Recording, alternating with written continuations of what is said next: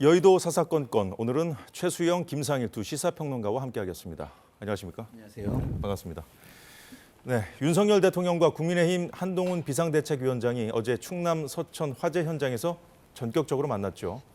먼저 도착한 한 위원장이 눈을 맞으며 윤 대통령을 기다렸고 한 위원장이 허리 숙여서 인사하자 대통령은 어깨를 툭 치며 악수를 청했습니다.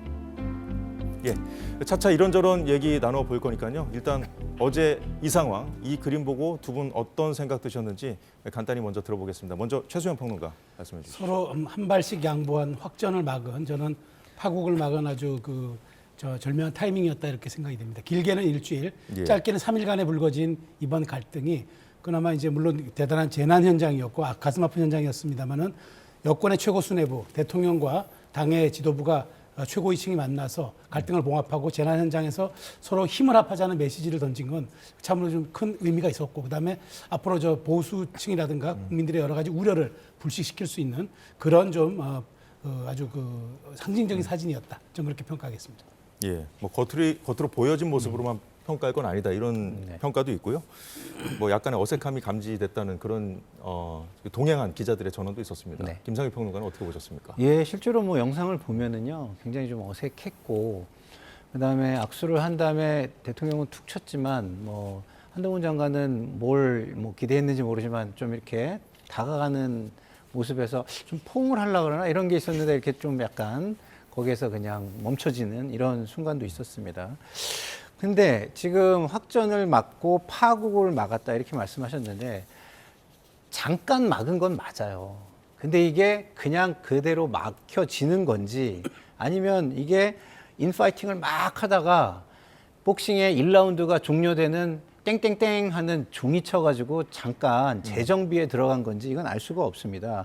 그래서 지금 그 코너에서 이제 뭐 이렇게 정비를 하면서 생각을 하는 거죠. 아, 이거 수건을 던질까?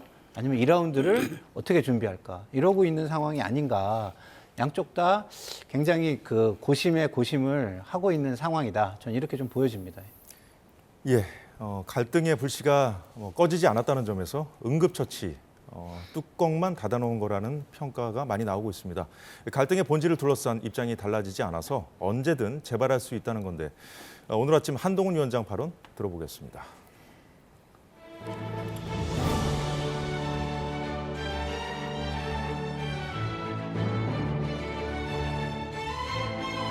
저는 대통령에 대해서 깊은 존중과 신뢰의 마음을 가지고 있고요. 그게 변함이 전혀 없습니다. 그런 얘기 서로 없었고요.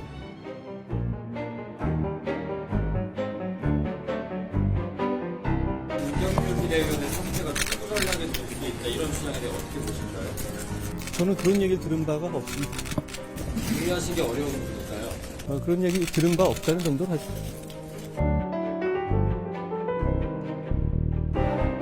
그 여사 리스크 관련해서 입장이 변했을 제 생각은 이미 충분히 말씀드렸습니다. 제가 지금까지 말씀드려온 것에 대해서 제가 더 말씀드리지는 않겠습니다. 예, 먼저 김건희 여사 리스크에 대해서 한동훈 위원장 들으신 대로 이미 충분히 말했다, 더 말씀드리지 않겠다고 답했는데 그동안 발언을 보면요. 함정 몰카이고 계획된 것은 맞지만 전후 과정에서 분명히 아쉬운 점이 있고 국민들이 걱정하실 만한 부분이 있다. 국민 눈높이에서 생각할 문제다. 이렇게 말했었거든요. 최수영 평론가께 먼저 여쭤보겠습니다. 자, 그래서 오늘 발언도 이 국민 눈높이를 강조했던 과거 입장, 기존의 입장을 유지한 거 아니냐 이런 해석이 나오고 있거든요. 그렇습니다. 그러니까 법무장관 때는 단호했죠. 법무장관 때는 이것은 함정 취재고 몰카고 이거는 불법적인 것이다 그 규정을 지었고 비대위원장 돼서도 조건절은 있었습니다. 분명한 건 이것이 함정 취재였고 그다음에 그 대통령 부부를 욕보 이러는 그런 아주 파렴치한 범죄 행위에 가깝다. 그래서 그런 취재 얘기를 했는데 지난주 목요일 날 조금 뉘앙스가 달라졌죠. 그럼에도 불구하고 여러 가지 국민들이 우려할 만한 부분이 있었고 그다음에 국민적 눈높이를 좀 생각해야 된다는 취지로 또 얘기를 했습니다. 그러니까 사실은 한동훈 위원장이 지난 한 3주간 비대위원장 취임하고 나서 지역을 순회하고 이른바 당신과 민심을 다 수렴하지 않았습니까? 그런 측면에서 지난주에 얘기를 한 거예요. 그런데 이 문제가 물론 갈등의 진원지가 되었고 실질적인 본질이라는 지적 저도 동의합니다. 그래서 이 문제를 둘러싼 앞으로 해법이 약간의 이견차가 있지만 결국은 좁혀나가서 어떤 그 말하자면 양측 간의 입장을 조율시키는 그런 부분은 있어야 하는 건 분명한데 중요한 건 이 대목이죠. 예. 지금까지 말씀드린 데 대해서 더 이상 말씀드리지 않겠다. 이것은 동호 반복을 하지 않겠다는 얘기죠. 그러니까 내가 충분히 얘기했는데 이 얘기를 다시 내 입으로 언급함으로써 이 문제가 자꾸만 더 오히려 본질보다도 김건희 리스크라는 부분으로 자꾸 대중에게 회자되고 예. 국민들에게 자꾸 이렇게 이것이 드러나는 이런 모습은 내가 제어하겠다. 다만 공은 이제 분명한 내 입장을 밝혀서 예. 용산으로 갔으니 그건 입장을 내든 뭐 어떤 식의 평가를 하든 그것은 이제 대통령실이 알아서 할 문제라고 그렇게 저는 이제 해석이 됩니다. 공을 일단 대통령실로 넘겼다. 그렇습니다. 그렇게 보시는 거군요. 한동훈 위원장 네. 그 앞서 이제 대통령과의 만남 장면에 평가를 해주셨는데 네. 오늘 발언은 어떻게 들으셨습니까? 그러니까 한동안은 좀 두고 보겠다 이런 겁니다. 그렇지만 문제는 이런 거죠. 기자분들이 계속 질문을 할 거 아니겠습니까? 그럼 언제까지 유지하는 답변만 하겠습니까? 그건 어려운 거잖아요. 왜냐하면 이것을 최초에 말을 꺼낸 이유가 뭐예요? 총선 때문에 꺼낸 겁니다. 총선. 총선에서 이 문제에 대해서 국민을 만족시켜서 총선 승리로 이거를 끌어가야 되겠다라고 생각했기 때문에 이 문제를 언급을 한 겁니다. 그러면 지금 계속 한동훈 비대위원장한테 국민들이 박수를 치고 있는데 박수를 치다가 계속 유지한다는 답변만 하면 그 박수를 계속 칠까요? 만족할까요? 아니면 저거 그러면은 그냥 저렇게 얘기해놓고 우리를 그냥 무마하려고 저랬던 거야? 되게 실망스럽네. 뭐 이거 우리 가지고 노는 거야? 이렇게 바뀔까요? 한동훈 비대위원장에게는 총선 승리가 가장 중요하고요. 대통령에게도 이런 말을 하고 있는 겁니다. 우리가 지면 무슨 소용이 있습니까? 지금 이렇게 우리가 김건희 여사를 지키는 것이 무슨 소용이 있습니까? 결국엔 무너질 수밖에 없습니다. 우리가 총선에 지면 권력을 우리가 뺏기고 그다음에 힘을 뺏기면 결국은 우리는 아무 의미가 없습니다. 이 얘기를 지금 하고 있는 건데 그 목표를 향해서 한 발도 다가가지 않고 그 자리에 계속 유지만 하고 있는다? 저는 그렇게 되지 않을 것 같습니다. 예, 살펴봤듯이 김 여사 문제에 어떻게 대응할 거냐를 놓고는 여권의 기류가 이렇게 갈리고 있죠. 대통령실과 친윤계 쪽은 몰카 공작이라는 법률적 시각을 유지하면서 그래서 김 여사가 사과해서는 안 된다는 입장이고 반면 어떻게든 입장 표명이 있어야 한다. 대통령실의 결자 해지가 우선돼야 한다는 입장 이렇게 팽팽히 맞서고 있습니다. 이런 가운데 갈등이 본격화되기 전 최근에 김건희 여사가 고가 가방 논란과 관련해서 사과할 의향이 있다. 당이 결정하면 따르겠다는 의사를 당에 전달했다는 TV조선의 보도가 나왔습니다. 이건 김상일 평론가께 먼저 네. 여쭤보겠습니다. 결국 대통령실로 앞서 최 평론가도 말씀하셨는데 네. 공을 넘겼다. 네. 입장 표명을 할 거라고 보십니까? 만약에 안 하면은요, 계속해서 기자들이 질문을 하게 될 겁니다. 근데 그 질문이 한동훈 비대위원장에게만 하는 게 아니에요.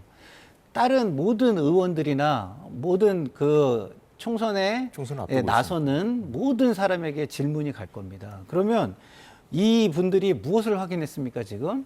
이런 이야기를 해도 한동훈 비대위원장을 이제는 제어할 수 없다라는 것을 보여줬어요, 대통령실이. 그러면은 한동훈 비대위원장을 제어할 수 없고 징계할 수 없는데 우리가 얘기하면 우리만 징계한단 말이야? 말이 안 되잖아요. 위에서 그런 입장을 가지고 있고 그런 입장을 표명했는데도 아무런 걸 하지 않았는데 밑에 우리만 해요? 안 되잖아요. 그렇기 때문에 제가 볼 때는 마이크가 들어오면 다른 의원들이 이런 이야기를 또 안 할 수가 없어요. 또 하면은 비대위원장에게 또 입장을 물을 겁니다. 이런 입장을 얘기하는데 뭐 어떻게 생각하십니까? 그냥 유지만 하고 계시면은 된다고 생각하시는 겁니까? 이렇게 물어볼 거 아니에요. 그러면 한동훈 비대위원장 입장에서는 아까도 말씀드렸지만 총선에 지면 본인은요 지금 이렇게 억지로 끌려 나온 게 아무 소용이 없습니다. 그냥 소모품이 되는 거예요. 이 정치권의 엔진이 돼보려고 했는데 엔진 오일로 끝나는 거예요. 한번 쓰고 버려지는. 그걸 원하겠습니까? 그걸 뻔히 알고 있을 텐데. 그래서 저는 결국 용산은 답을 할 수밖에 없다. 그 시기만이 남아있을 뿐이다. 예. 그렇기 때문에 조금 더 진실되게 빠르게 효과가 좀 더 클 때 하는 게 낫겠다. 이런 생각이 듭니다. 최수영 평론가는 입장 표명을 해야 한다고 보십니까? 그러니까 저는 이건 분명합니다. 그러니까 이것이 몰카 공작이기 때문에 우리는 여기 불법성에 대해서 당연히 문제를 제기한다라고 선을 긋는 얘기를 하든가 아니면은 그럼 이거는 분명한 불법적이고 파렴치한 범죄고 정말 이 어떤 의도된 왜냐하면 이것이 2022년 9월에 해놓고 1년 넘어 기다리다가 김건희 여사 특검법이 발의되는 그 순간에 맞춰 나온 거잖아요. 예. 그러니까 정치 공작이면 명백해요. 그거 누가 보더라도. 그렇지만 여기가 우리가 얘기하는 거는 그럼에도 불구하고 국민적 눈높이에 맞춰야 된다라는 이런 정치권. 그러니까 법률적 시각과 예. 정치가 바라보는 민심의 시각 두 종류의 투트랙이 여기에 공존하고 있지 않습니까? 예. 그런 측면에서 저는 설 전에 어떤 형태를 누르느냐 그랬는데 법률적 시각을 강조하는 대통령실의 해명보다는 오히려 그럼에도 불구하고 여기에 대해서 앞으로 처신이라든가 이런 부분에 대해서 내가 좀 더 잘하겠다든지 아니면은 그런 차원에서 특별감찰관제를 하겠다든지 대의부속실을 부활한다든지 이런 식의 공적 영역으로의 편입을 이야기하는 이야기를 할 것인지 이건 남은 과제입니다만 저는 지금 기류로 볼 때 물론 지금 그 사과를 내겠다 하고 한 보도에 대해서 대통령실은 사실 무근이란 여권 핵심 관계자 발로 나왔는데 어찌됐건 저는 그것이 사실 무근이든 간에 저는 준비는 해야 할 것이다. 그다음에 설 전에 어떤 식으로든 이 기류를 정리를 하고 넘어갈 분명한 시기는 와 있다는 건 분명해 보입니다. 예. 이거와 또 다른 뇌관이죠. 김경률 비대위원의 거취 문제도 거론이 되고 있습니다. 김 비대위원의 사퇴가 출구 전략으로 거론되고 있는 데 대해서 앞서 들으신 대로 한동훈 위원장 그런 얘기 들은 바 없다고 선을 그었죠. 자, 이 문제 관련해서는 한동훈 위원장이 어떻게 할 거라고 보십니까? 그러니까 이 김경률 비대위원의 문제는 원하든 원치 않든 이상하게 지금 한동훈 비대의 상징처럼 되어버렸습니다. 왜냐하면 이 김경률 회계사가 김건희 여사에 대한 그런 문제를 제기했고 그다음에 여기에서 우리가 어떤 당이 수도권 미심 여러 가지 고려할 때 눈높이에 맞는 걸 내놔야 된다고 얘기해서 이게 촉발된 트리거였거든요. 예. 자, 그럼 그렇다면은 이런 그 김경률 회계사를 비대위원을 그냥 정리를 해서 그냥 나가라고 했다. 이거는 한동훈 비대위의 리더십에 큰 상처가 되죠. 예. 그다음에 한동훈 그 비대위가 그야말로 좀 중원으로 나가고 외연을 확대하고 그다음에 진보 진영까지 수렴해내는 이런 좀 확장성의 전략을 가려고 그랬는데 예. 그렇다면 이렇게 의견을 좀 건강하게 제기하는 사람들조차도 물러나야 되느냐 이렇게 좀 말하자면 비판적 시각에 있을 수 있어서 저는 이거는 지금 당장은 하지 않겠지만 잠복기에 들어가지만 결국은 저는 어떤 식으로든 출구 전략을 짤 것이다. 왜냐하면요. 김경률 비대위원도 출마하지 않겠습니까? 그렇다면 이제 설 전후로 해가지고 공정 경선이라는 측면에서 비대위원이 공천에 영향을 끼칠 수 있는 비대위원이 그런 자리를 갖고 해서 선거운동한다는 건 약간 위반이 될 수도 있어서 함께 하고 있는 이수정 교수라든가 구자령 변호사 이런 다른 비대위원들과 함께 자 그러면 우리는 이제부터 공정 경선을 위해서 비대위원 딱지를 떼고 현장으로 나가서 공정하게 그 경쟁자들과 겨루겠습니다. 예. 라고 하면서 나가게 된다 그러면 그거는 명분도 타이밍도 여러 가지 갖출 수 있는 출구 전략이 되지 않을까 저는 개인적으로 전망합니다. 예. 김경률 위원 공천 얘기도 뒤어서 좀 해보는 걸 하고요. 자, 김상일 평론가께 네. 좀 여쭤볼게요. 만약에 김경률 비대위원이 네. 지금 이 상황에서 네. 이렇게 물러난다면 네. 그거는 봉합이 아니지 않느냐 봉합이 아니죠. 이런 네. 해석도 나오더라고요. 어떻게 보십니까? 김경률 비대위원이 물러난다면 지금 결론도 지금 없는 상황에서 사실상은 회군을 한 게 되는 겁니다. 회군. 예. 그리고 좀 아까 우리 최수영 평론가님 잘 말씀해 주셨지만 김경률 비대위원의 상징성이 너무 커요. 뭐냐? 정말 변화가 있을 것 같지 않던 아주 초롱성 같이 문이 닫혀 있는 국민의힘에 문이 열렸다는 상징성이 있습니다. 그게 뭐냐? 중도의 사람들이 들어올 수 있고 예. 다양한 목소리를 내는 사람들을 포용할 수 있는 집단이 국민의힘이다라는 걸 보여주는 건데 그렇지 않다고 하는 걸 다시 보여주는 거예요. 우리의 철문은 우리 성의 문은 다시 닫힌다라는 걸 보여준 겁니다. 그러면 예. 중도에 있는 사람들이 그 성 안으로 누가 들어가려고 하겠습니까? 아무도 들어가지. 왜 들어가면 핍박이 뻔한데 왜 핍박을 받으러 거길 들어갑니까? 자유로운 방목 생활을 하는 게 훨 낫지. 그렇기 때문에 제가 볼 때는 김경률 비대위원을 사퇴시킨다라고 하는 거는 너무나 큰 의미를 가지고 그리고 국민의힘이 변하지 않는 강성 지지자만의 정당이라는 걸 이야기하는 거기 때문에 총선에 굉장히 마이너스가 될 것이고 한동훈 비대위원장 같은 경우는 총선 승리가 모든 것의 해답이라니까요. 모든 것의 기준이고. 근데 이 해답과 기준이 명확한데 그거를 일부러 오답을 선택하는 일을 할 수가 없다. 저는 이렇게 말씀을 드립니다. 예, 대통령실이 사천 논란을 제기한 김경률 비대위원 전략 공천이 이뤄질지 그대로 이뤄질지도 관심사입니다. 어제 국민의힘 공천관리위원회가 이 전략 공천의 기준과 그것이 가능한 지역구를 결정했습니다. 화면에 보시는 내용처럼 재보궐선거 포함해서 3회 연속 패배 지역 나오는데 김경률 비대위원이 출마 의사를 밝힌 서울 마포을과 원희룡 전 장관이 이재명 대표와 맞붙겠다고 선언한 인천 계양을이 이 기준에 해당된다고 합니다. 자, 최수영 평론가께 여쭤보겠습니다. 김경률 위원이 마포을에 나올 거라고 보십니까?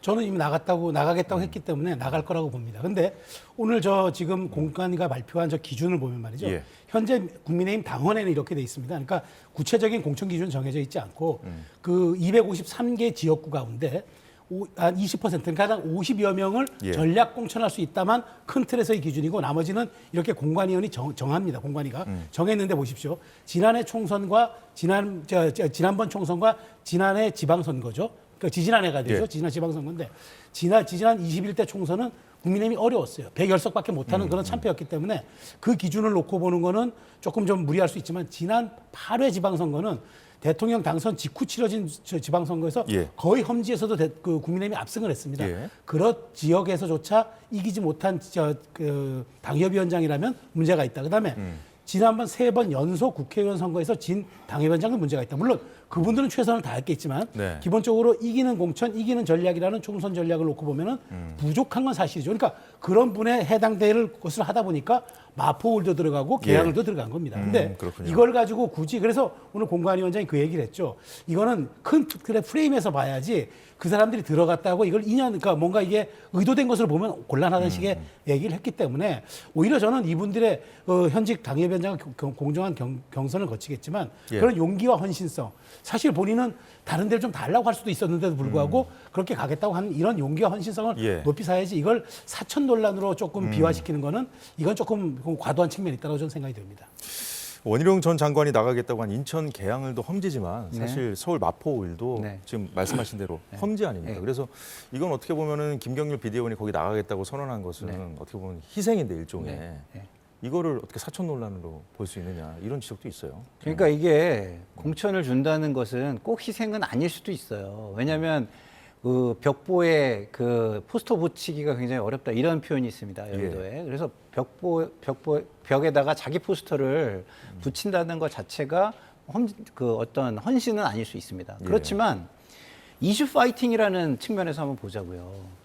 이재명, 정청래 이 두 분이 민주당에서 상징하는 부분이 얼마나 큽니까? 거의 대표하다시피 하는 분들이에요.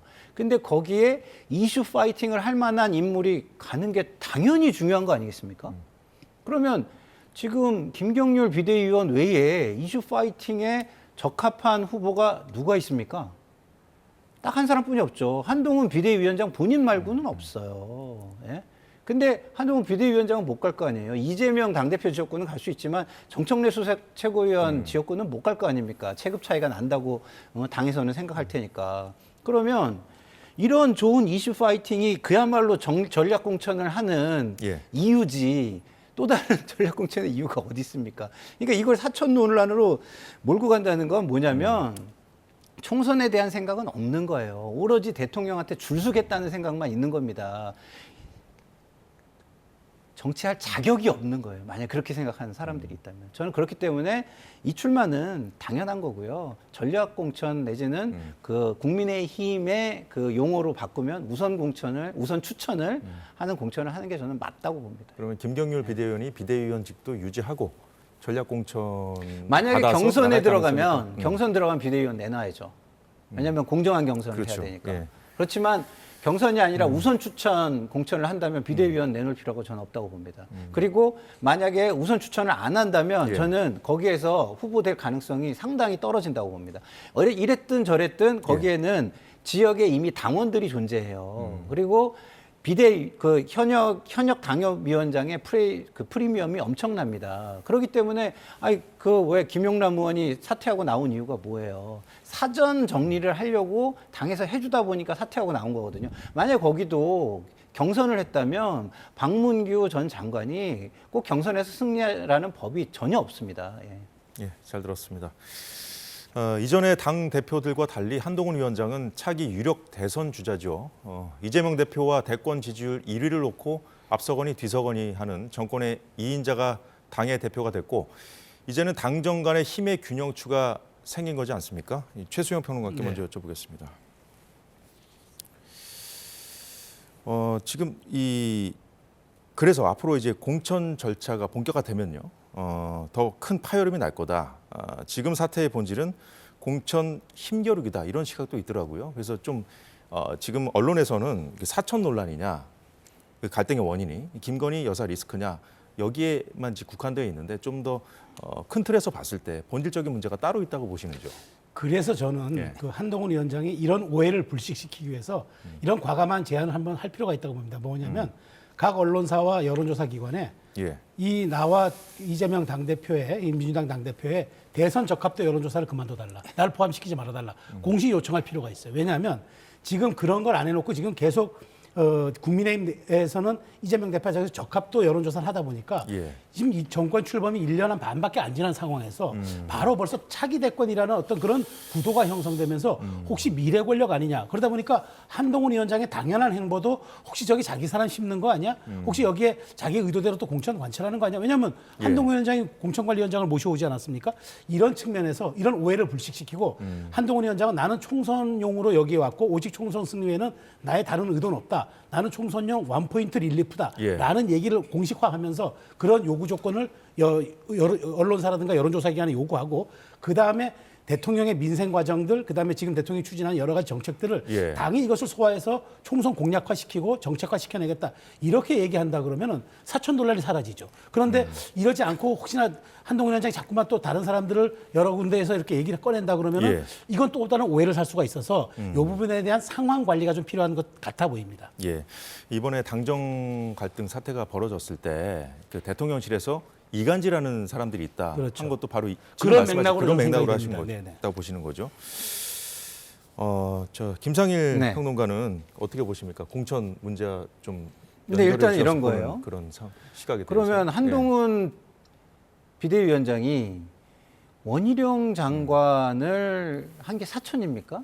아니죠. 원희룡 장관은 윤석열 대통령의 사람이라고 보여지는 거예요. 당연히 윤석열 대통령이 원하니까 그렇게 하는 것으로 저는 보입니다. 근데 그게 사천입니까? 아니라고 보고요. 김경률 비대위원장, 거기에 김경률 말고 이슈 파이팅이 되는 사람이 누가 있습니까? 그걸 사천이라고 한다는 게 논리를 갖춘 사람들의 이야기입니까? 그냥 자기의 그 뭐랄까 욕심 내지는 자기의 이익을 추구하기 위해서 억지로 논리를 가져오는 사람들이지. 이 두 말이 사람을 안 믿는 되잖아요. 거를 당 지도부도 알았다는 것이 이제 한동훈 위원장 그렇죠. 그렇기도 하거니와 예. 다른 초이스가 거의 없어 보이는 거 아니겠습니까? 그런데 자 한동훈 비대위원장의 사천 논란이 있으려면은요, 한동훈 비대위원장이 후보가 많이 있어야 돼요. 한동훈의 사람들이 많아서 그 사람들을 내보낼 수 있어야 되는데 예. 한동훈이 내보낼 후보들이 지금 어디 있습니까? 지금 이철규 인재영입 위원장이 인재영입은 거의 주도를 하는 것이고 그 사람들을 한동훈 비대위원장이 다 쓰고 있는 거 아닙니까? 그런데 무슨 사천을 할 만한 후보가 한동훈에게 누가 있다는 건지 저는 잘 모르겠고요. 그리고 이게 한동훈 비대위원장이 지금 사천을 하면은요, 4월 10일 이후에 죽어요. 대통령 임기는 굉장히 많이 남았고요. 한동훈 비대위원장이 힘을 쓸 수 있는 건 4월 10일까지입니다. 예? 기간이 되게 짧아요. 그러면 한동훈 비대위원장이 그런 빌미를 제공해서 4월 10일 이후에 자기가 죽는 길을 가겠습니까? 저라면은 뭐 저보다 한동훈 위원장이 제가 똑똑하다고 생각하니까 드리는 말씀인데 저라면 절대 그런 빌미는 제공하지 않죠. 그렇기 때문에 기본적으로 그 시스템에 따라서 하면 한동훈 장관은 너무 편하다. 이렇게 저는 말씀을 드리고요. 시스템 공천룰을 만들어놨죠. 그렇죠. 예. 그걸 따라가는 게 제일 편한 겁니다. 다른 생각을 할 이유가 없어요. 그런 거고요. 두 번째는 차기 대권 주자로 한동훈 장관이 본인이 갔다가 거기다가 했나요? 저는 잘 모르겠는데. 왜냐하면 제가 방송평론을 많이 하지만 총선 프레임 전환을 위해서 그걸 자꾸 강조를 한 거예요. 저는 그게 되게 불만이었어요. 오히려 이거는 언론사에서 국민의힘의 요구를 들어주는 건가? 이런 생각을 많이 했거든요. 왜냐하면 윤석열 대통령으로 정권 심판론으로 정권의 중간 평가로는 총선을 치를 수 없다는 게 일반적인 생각입니다. 그렇기 때문에 차기 경쟁 구도로 이걸 바꾸자고 그 여론조사를 자꾸 강조를 한 것이거든요. 이재명 대 한동훈 구도. 이재명 대 한동훈 구도로 예. 바꾸려고. 그러면 그 전략은 이제는 무효한 것입니까? 저는 묻고 싶은 거죠. 예. 알겠습니다. 예, 민주당으로 넘어가 보겠습니다. 여권 이슈에 가려서 그렇지 민주당은 연일 공천 문제로 시끄럽습니다. 친명계 양이원영 의원이 비명계인 양기대 의원의 지역구에 출마 선언을 하면서 양 의원을 토호 정치인이라고 비판했습니다. 양 의원이 이재명 대표 체포 동의안 가결표를 던졌다는 의혹을 제기하면서 공세도 폈고요. 친명계 이수진 의원의 경우엔 서울 서대문갑 출마 선언을 철회한 지 하루 만에 윤영찬 의원 지역구인 성남 중원 출마 선언을 하면서 원칙과 상식 모임 출신인 윤 의원이 배신과 분열의 상처를 줬다고 비판했습니다. 민주당 비례의원 16명 중에 10명이 집안 싸움을 예고한 상황을 두고 진보 매체들도 친명계가 경쟁적으로 이재명과 함께를 외치면서 양지만 찾아다닌다 이런 비판을 하고 있는데 자, 이런 상황에 이명백 공관위원장이 후보 간의 인신 공격, 상호 비방에 단호히 엄격히 조처하겠다고 경고하기도 했습니다. 자, 이건 민주당 상황이니까 김상희 평론가 네. 먼저 여쭤보겠습니다. 전에 우려하셨던 상황 같아요. 지금 그렇죠. 이 상황 예. 어떻게 보십니까? 그러니까 저는 양이원영 의원이나 이수진 의원이 너무 뻔뻔하다 이런 생각을 하는 거예요. 왜냐하면 자 누가 이 민주당의 혜택을 가장 크게 받았습니까? 지역구 의원들은 나가서 표를 끌어온 비례대표 거예요. 의원들이죠. 끌어온 거예요. 예. 비례대표 의원들은 그냥 그야말로 배지를 주순 겁니다. 예? 물론 뭐 그 당 지도부와 좋은 관계를 갖기 위해서 뭔가를 했겠죠. 뭐 어떤 로비를 했는지는 모르겠지만 뭔가를 했겠죠. 그렇지만 그런 것들이 그러면 지역에서 열심히 싸워가지고 그 득표율을 올리고 의석을 가져온 사람보다 열심히 한 거라고 이야기할 수 있습니까? 아닙니다. 혜택을 받은 거예요. 그러면 혜택 받은 사람들이 해야 되는 건 뭡니까? 희생과 헌신입니다. 희생과 헌신을 하려면 험지로 가야죠. 예를 들어서 양이원영 의원은 배현진 의원 지역구로 간다든가 이런 데 가서 싸워야 되는 겁니다. 근데 그럴 생각은 안 하고 지금 당내 강성 지지층의 비난을 받으니까 거기에 올라타가지고 내가 더 앞장서서 비난해가지고 그 혜택을 봐야지 이렇게 얘기하는 게 얼마나 야비한 겁니까? 솔직히 얘기해서. 이런 분들은 정치할 자격이 없어요. 저는 그렇게 생각하고 그다음에 이런 겁니다. 짧게만 더 여기에서 그 이전에 원칙과 상식이라는 뚝이 무너졌잖아요. 뚝이 무너지자마자 지금 무슨 일이 벌어지는 거냐면 친문 의원들을 공격을 하는 겁니다. 예. 그러면 이제 친문 의원들을 공격하다가 친문 의원들의 뚝이 무너지면 어디까지 공격하겠습니까?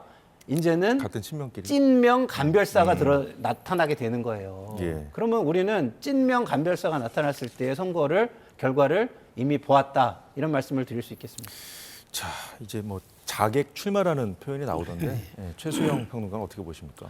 그러니까 비례대표라면 당의 배려와 어떤 헌신, 그러니까 배려를 받아가지고 사실은 당선된 거 아닙니까? 손쉽게. 그러면 그 다음에 지역구를 나갈 때는 이른바 김상희 평론가가 말한 탈환이라든가 험지라든가 가서 당의 헌신성을 보여줘야죠. 예. 그런데 이분들이 지역구 사냥에 나선다는 소리를 듣는단 말이에요. 왜 그러냐? 지금 현재 공천 룰이 그 여론조사 50대 권리당원 50으로 돼 있어요. 권리당원이라 하면 바로 강성 지지층입니다. 그러니까 강성 지지층들이 도와줄 수 있는 곳, 그게 어딥니까? 이른바 비명 지역구겠죠. 그 사람들을 그 멸칭인 수박이라고 낙인 찍음으로써 예. 그렇게 하면서 본인들의 어떤 강성 지지층에 대한 부합하는 그런 메시지를 내면서 나를 선택해달라. 이거는 지역구 사냥이죠. 그래서 저는 지금 이렇게 물론 잠깐 작은 일들이 벌어지지만 저는 예. 이게 확산될 경우에는 나중에 정말 모든 게 친명 패권주의로 치달을 경우에는 전 지역구를 다 우리가 먹겠다 할 수도 있어요. 그런 측면에서 전초전에 불과한데 예. 이런 상황 관리를 제대로 못하면 민주당도 극심한 내용의 늪으로 빠져들 수밖에 없다. 그리고 이재명 대표가 어쩌면은 직접 입장을 내는 그 시간이 올 수도 있다고 저는 생각합니다. 예. 그래서 이제는 뭐 친명 핵심 비례 의원들이 그 친문 핵심 의원들 지역구까지 노린다 이런 얘기도 나오더라고요. 예, 마지막으로 신당 이슈도 점검해 보겠습니다. 이준석 전 국민의힘 대표가 이끄는 개혁신당과 양향자 의원이 이끄는 한국의 희망이 오늘 합당을 선언했고요. 그리고 이낙연 전 민주당 대표가 이끄는 신당 새로운 미래와 민주당 탈당파 의원들이 주축이 된 미래대연합 함께 창당하는 방안을 유력하게 검토하고 있다고 하는데 뭐 2월 초 정도가 될 거라고 뭐 여러 가지 얘기가 나오더라고요. 이 신당 상황은 어떻게 보고 계십니까? 그러니까 지금 이렇게 될 것 같아요. 그러니까 소통합, 중통합, 대통합의 단계별을 거쳐가지고 예. 총선까지 갈 것 같은데 일단 오늘 지금 개혁신당과 양양자 한국의 희망이 합당하지 않았습니까? 예. 이제 그러면 그건 완트랙이 될 것 같고 또 하나의 트랙은 이제 그 이낙연 신당과 그다음에 지금 탈당파 의원들이 나오는 또 미래대연합과 이제 뭐 새로운 미래죠. 이제 이 트랙에서 이제 또 합당이 이루어지겠죠. 그러면 두 개의 트럭이 두 개의 트랙이 이제 예. 공존하면서 설이 지나고 나서 최종적인 완트랙으로 갈 것이냐. 이 완트랙이라는 거는 합당 혹은 그 선거 연대도 완전한 빅텐트에서 치러지는 거겠죠. 기호 3번을 획득한다는 그런 의미일 겁니다. 예. 그렇다면 3자 구도가 된다는 의미이기 때문에 그 파장은 굉장히 클 거고 지역 후보 비례대표 별도로 좀 내야 될 겁니다. 이런 측면까지 감안한다 그러면은 저는 완트랙은 지금 다 돼 있고 예. 이 투 트랙이 지금 완트랙으로 되는 이 과정에서 그 민주당의 그 지금 그러니까 이른바 이낙연 신당과 새로운 미래에 예. 참여하는 그런 분들이 어느 정도의 자기 양보를 보낼 수 있을 것이냐. 그다음에 이준석 대표는 자기가 내어놓은 정책과 이 비전에 얼만큼 여기와 또 화학적 결합을 할 것이냐. 예. 이게 아마 저는 관건이 될 거라고 봅니다. 일단은 각자 조금 더 가까운 세력끼리 좀 합치고 네. 그래서 지금 투트랙으로 하신 것 같은데 완트랙이 될 수 있느냐. 근데 일단 오늘 그 양양자 의원하고 이제 합당을 했잖아요. 이준석 대표. 이게 오늘의 그 현상만 보면 분열 현상이 가속화되는 것으로 저는 보여요. 왜냐하면 예.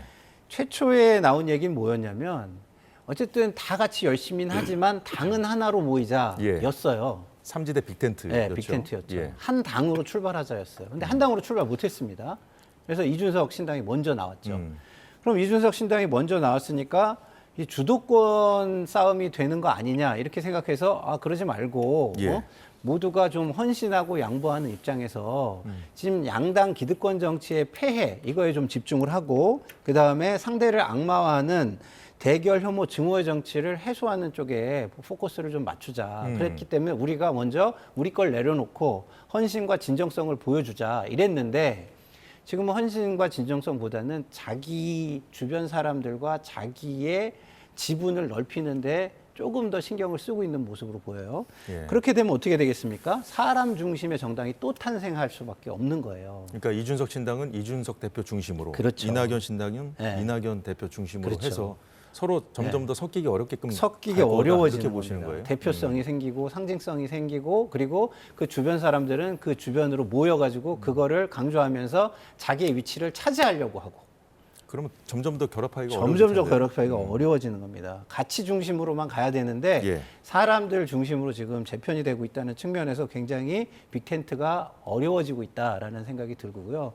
이렇게 되면 극적으로 빅텐트가 되는 경우가 하나 있을 수 있고 그렇지 않으면은 선거 연대로 가는 수가 있고요. 예. 그것도 만약에 안 되면은 그냥 후보 단일화로 가는 수밖에 없다. 저는 이렇게 좀 보여집니다. 예, 알겠습니다. 오늘 여기까지 듣겠습니다. 지금까지 김상희 평론가, 최수영 평론가와 함께했습니다. 고맙습니다.